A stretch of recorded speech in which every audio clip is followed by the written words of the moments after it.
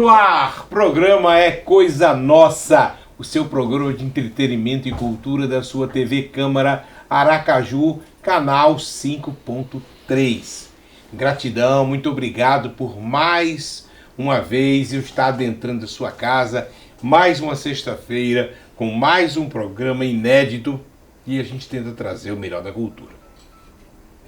Nós estamos hoje às vésperas do dia da celebração no Brasil inteiro do Dia do Folclore, que é 22 de agosto. E a gente tem que estar antenado. Televisão é feita com um certo planejamento. E eu tinha intenção, cheguei a convidar o nosso mestre Zé Rolinha, um dos homens raiz, né? E o Zé Rolinha disse que viria, mas depois me mandou uma mensagem dizendo que por razões particulares estaria impedido. Eu digo, misericórdia, o que é que eu faço? E aí só me veio na cabeça Tontói, né? Aí Tontói virou e digo, Tontói, eu preciso de alguém que tenha um conhecimento vasto do folclore, que tenha uma postura, já que não vai poder ser o Zé Rolinha, eu queria alguém mais acadêmico. Aí ele disse, tem Milton Leite. Eu digo, então me passe o telefone.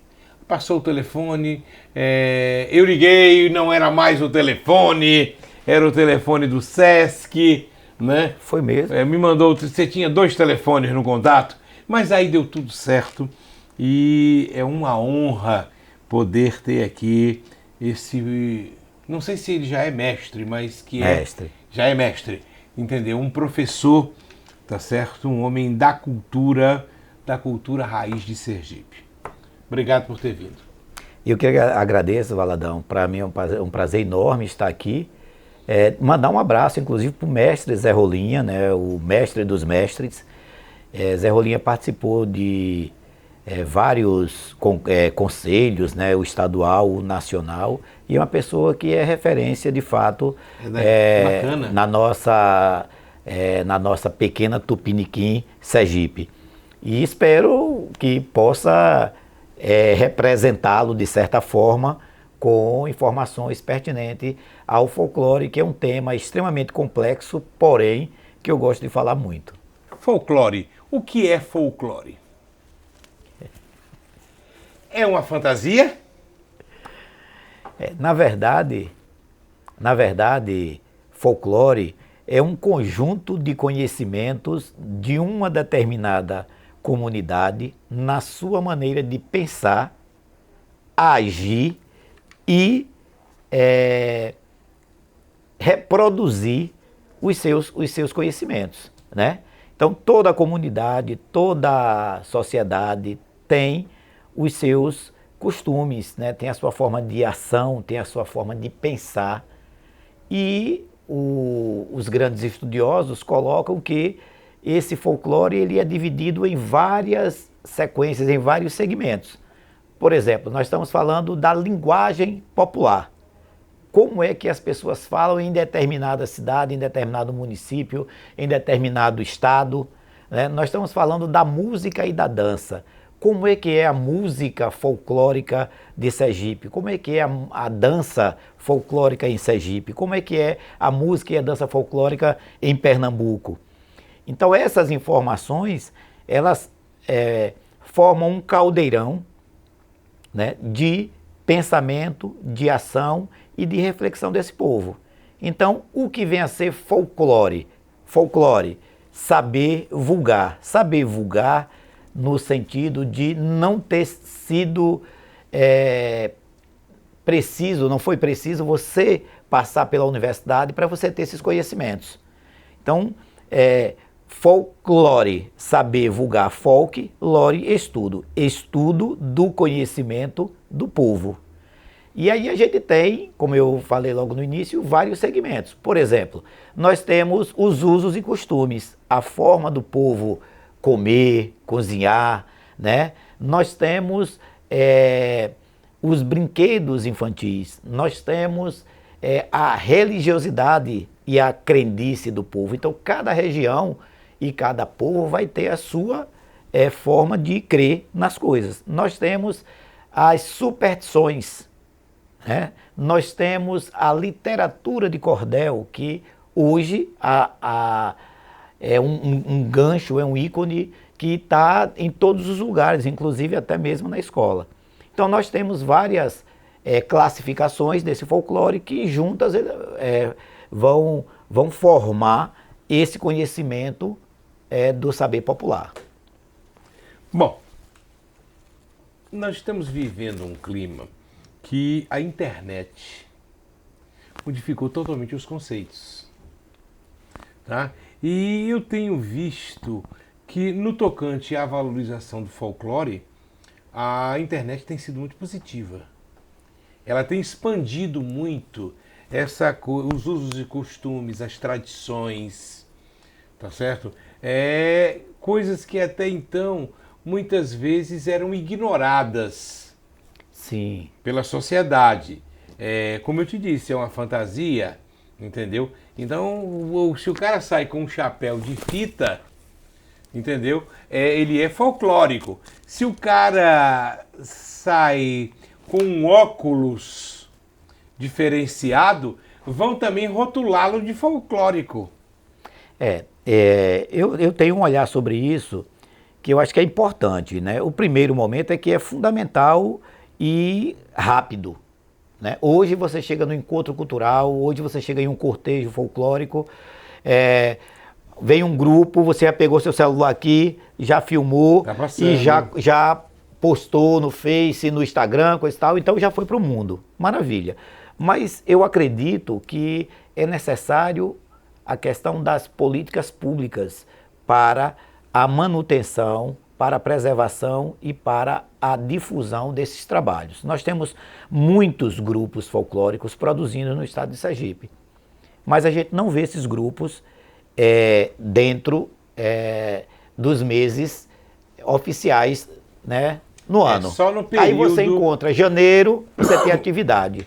Aí festival A, festival B, festival C, os grupos estão lá. Aí você chega a São João, você vê 50 quadrilhas desfilando nos vários concursos que existem no estado de Sergipe. Mas depois disso, você não vai ter mais. Não vê as quadrilhas. Isso. E aí o que acontece? A quadrilha é um patrimônio, né? Os grupos folclóricos são patrimônios do nosso estado. O que é que a gente precisa? Não adianta a gente ter.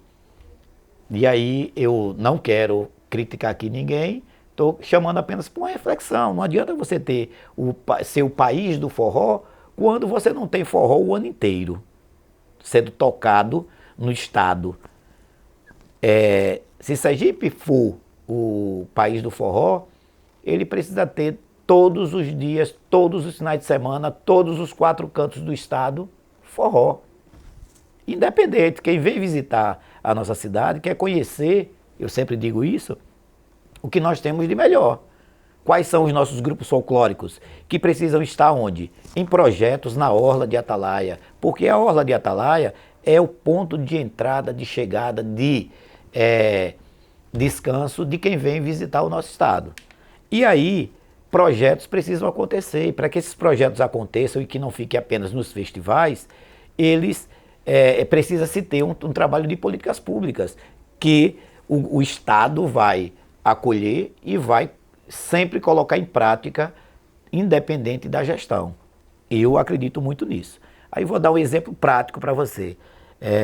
Nós passamos agora pelo São João. A maravilha que foi, várias quadrilhas, para dizer para você que eu não assisti umas 2. Mas assim, existe uma produção no fazer de uma quadrilha que é fundamental.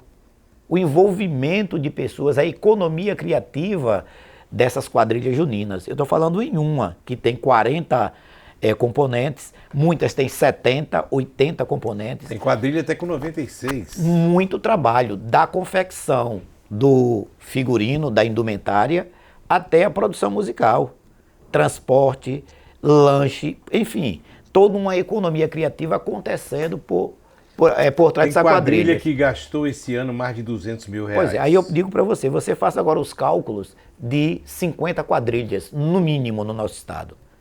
Faça os cálculos de 30 grupos folclóricos, no mínimo, no nosso estado. Um estado que tem 75 municípios, se a gente for colocar por município, um grupo folclórico, nós vamos ter aí no mínimo 75. Mas aí nós temos também os grupos que estão acabando por incentivo. Aí quando você mostra uma fita dessa, um rolo, né, um barbadinho de fita desse para um chapéu, está custando hoje em torno de R$ 10. Para você fazer um chapéu desse, você precisa ter no mínimo aí 5, 6 cores, certo? Então se você colocar tudo isso na ponta do lápis, você vai ter uma economia fantástica. Quem produz algo quer apresentar essa produção.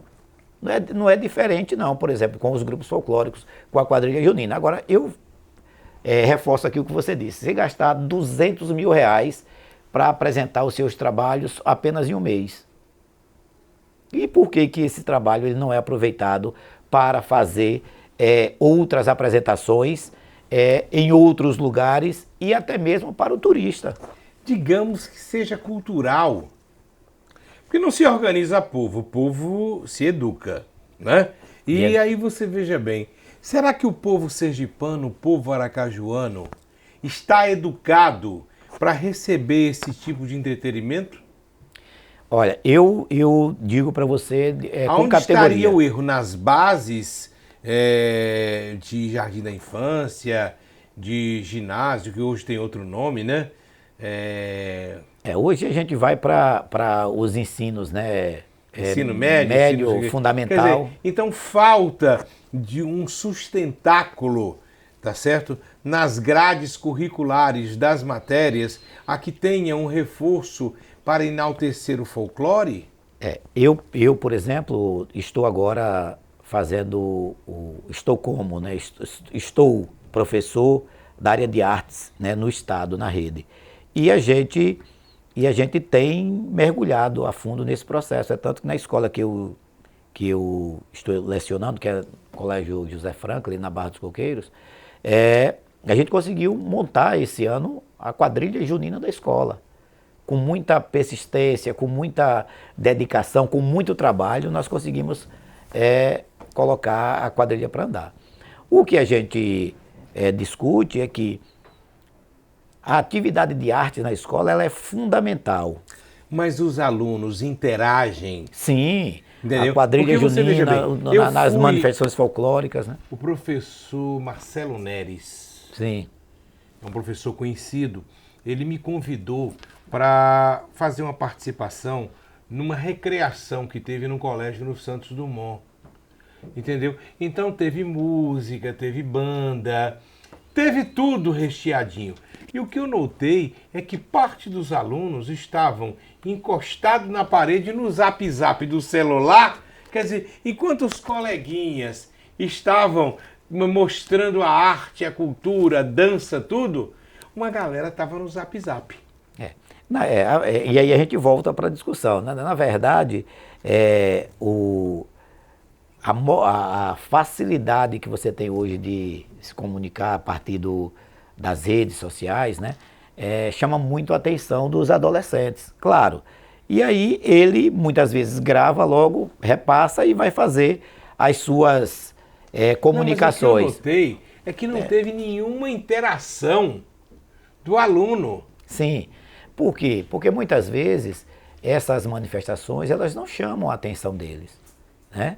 E elas precisam chamar o conhecimento, por que cada chapéu, por que cada indumentária, por que cada movimento, tudo isso precisa ser trabalhado de fato na sala de aula, né? E aí eu aproveito e puxo aqui um gancho, é que do mesmo jeito que serve para divulgar, né? Também serve para tirar a sua atenção as redes sociais, né? O celular e assim sucessivamente. Mas é importante lembrar para vocês, para você também, Valadão, que eu vou pegar vou lá no fundo agora. Quando chegou o advento do rádio, né? Muita coisa foi dita, porque vai acabar determinadas questões. Muito pelo contrário. O folclore, tem tempo para tudo. O folclore e a manifestação popular de cada povo Está ali, lado a lado. Ah, chegou a televisão. Não, com a chegada da televisão, Vai não acabar vamos o rádio. ter mais. Não acabou nada. Não acabou. E o folclore continua ali. Com a chegada da internet, não vai acabar. Não, porque essa produção, ela é natural. A produção da cultura do povo. A única coisa que acabou, na moral em tudo, foi quando Jesus disse, não ficará pedra sobre pedra. E aí o templo caiu. Gente, eu vou ao break. Eu quero agradecer esse chapéu lindo que foi o querido Cabeça de Galo que levou para mim de presente. Eu volto já já com mais Milton Leite.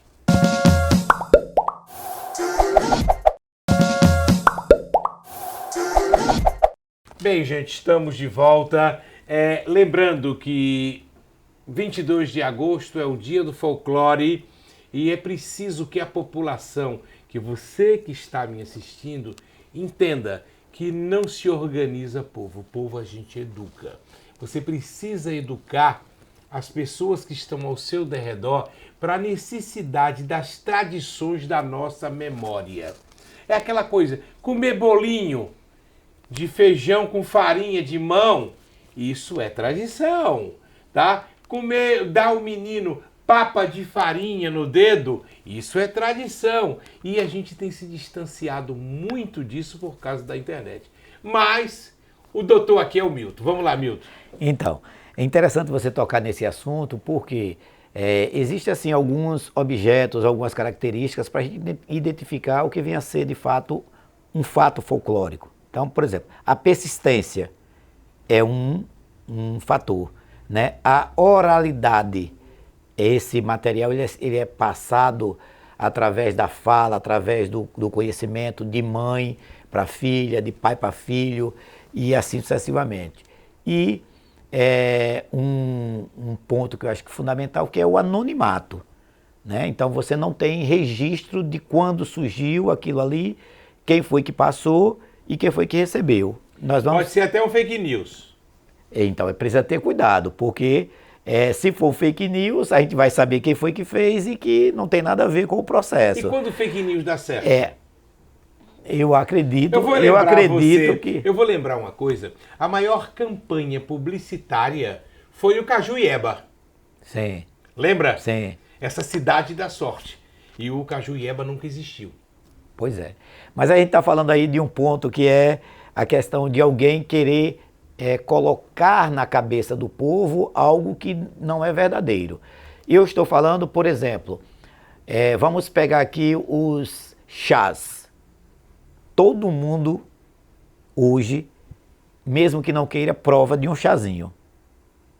As receitas, segundo alguns pesquisadores, vêm dos índios, né? Vêm, né, dos europeus que trouxeram para cá determinadas informações e que até hoje a gente está usando. Mas aí eu pergunto para você, quem foi que trouxe? A persistência, existe o anonimato, a oralidade. Toma um chá de camomila que é bom para isso. Toma um chá. Eu estou pegando esse exemplo. Vou pegar um outro exemplo aqui básico. Quando você vai comer uma feijoada. Vai dizer, rapaz, quem foi que fez essa feijoada? Não, aí é uma receita de mamãe. Uma receita que mamãe aprendeu com vovó. Então nós estamos falando de coisas mais ou menos nessa natureza. Nós estamos falando de alguém querer incutir uma mentira. Isso aí é mentira, né? Nós estamos falando de passagens de informações a partir do tempo. Então quando a gente fala sobre isso, aí eu digo para você um ponto que é legal. Quantos anos, e aí eu ia tocar no assunto, mas não vou, mas quantos anos existem, por exemplo, as fogueiras na porta de casa, né? Aí agora, com essa questão do advento da pandemia, com a questão do meio ambiente, é que não está proibido, mas todo ano, toda a vida, as pessoas que tinham o nome de João, de José, de Antônio, né? As pessoas Isabel colocavam na porta. O nascimento de Pedro com a Pronto, fogueira. então, isso é uma informação que vem passada de séculos para séculos, de pessoas para pessoas, de geração para geração, né? Um outro ponto é a questão da informação de determinadas pessoas que Olha, na minha época, que nós vamos chamar aí dos contos, né? Na minha época, mamãe fazia assim, papai fazia assado, né? Então, existe determinados provérbios que hoje estão dentro do nosso dia a dia. Provérbios que, alguns preconceituosos, alguns difamatórios, mas existiam. Um básico, quem com porcos se mistura, farelos há de comer. Né? Mendiga com quem andas, que eu te direi quem és. Então, eu era menino, já ouvia esse dito popular. E assim sucessivamente, né? Então nós vamos ter também aí as parlendas, as parmiologias, vamos ter várias informações que são passadas de geração para geração, independente de saber quem foi e quem deixou de ser. Compreende? Então eu tô trazendo aqui um livro que é muito bom, né? Esse livro aqui é Brasil no Folclore, que é de José Ribeiro. Então, é um livro que traz informações falando sobre as danças populares no Brasil, né? Falando sobre um pouco as divisões do folclore, como ele se divide, e trazendo informações para o professor, é muito bom. Estou trazendo aqui também um trabalho que foi feito antes da pandemia com o grupo de reizado Estrelinha do Nordeste, que é de lá do Mosqueiro, e que não foi nem lançado ainda, porque não teve teto. Quero fazer uma homenagem, né? Eu fazer um breve lembrete aos mestres, né?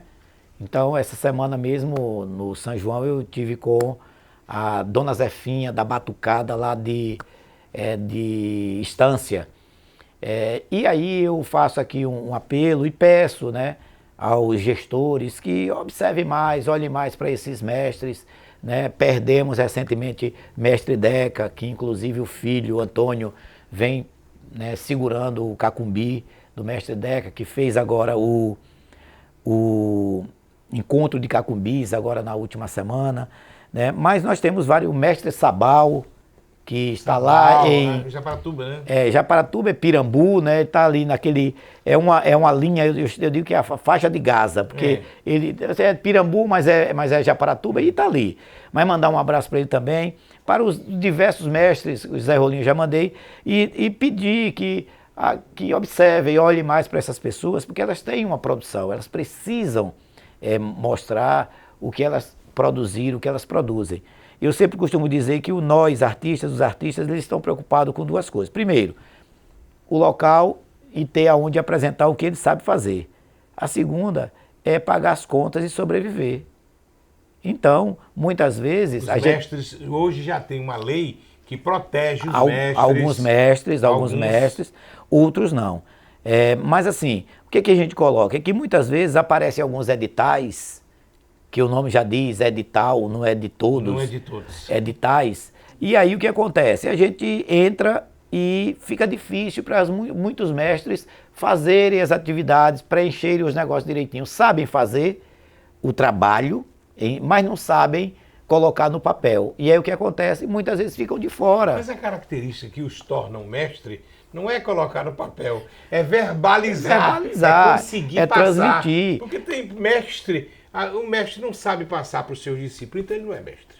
Dona Nadir, por exemplo, né? E eu mando um abraço também para Dona Nadir, para as meninas do Samba de Parelha. É uma figura fantástica, ela tem um conhecimento musical fantástico, certo? Mas muitas vezes fica de fora dos editais. Por quê? Né? A gente coloca que é fundamental que essas práticas, que essas políticas aconteçam, né? E que esses mestres sejam mais valorizados. Eu pego sempre como exemplo Lia de Itamaracá, né? Que está aí, eu acho que quase 89 anos aproximadamente, e continua produzindo. E a Prefeitura de Pernambuco, o governo de Pernambuco tem o maior carinho, o maior cuidado com Lia de Itamaracá. E o que os nossos mestres precisam aqui é desse cuidado. Não é alguém, morreu, chega e vamos lá, todo mundo grava, filma, não, porque né, aparece com uma foto ao lado. Eles precisam de carinho, eles precisam de respeito, eles precisam estar, né, sendo vistos enquanto eles estão vivos, enquanto eles estão produzindo. Então a gente pede muito isso. E para finalizar, eu gostaria de agradecer o primeiro o carinho, né, do convite e dizer que nós estaremos sempre à disposição para prestar um serviço de informação sobre a questão da cultura popular. O que é muito importante e o que é o nicho da TV Câmara Aracaju. A nossa preocupação é em trazer cultura, tá?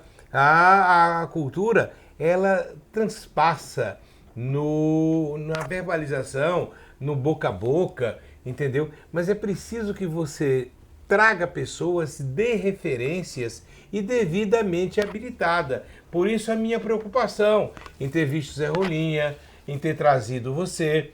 Acho Obrigado. que teríamos assunto para 3 programas. Até quando se fala em música, você tem uma expertise. Eu ainda tenho uma revista dessa que você me deu. Eu acho que essa aqui. Se nós tivermos tempo ainda, temos tempo ainda, então aí o que acontece? Eu quero aproveitar primeiro para mandar um abraço para o pessoal da quadrilha Pioneiros da Roça, né? Que Bacana. foi a grande revelação esse ano, e todo ano acho que é fundamental que tenhamos uma quadrilha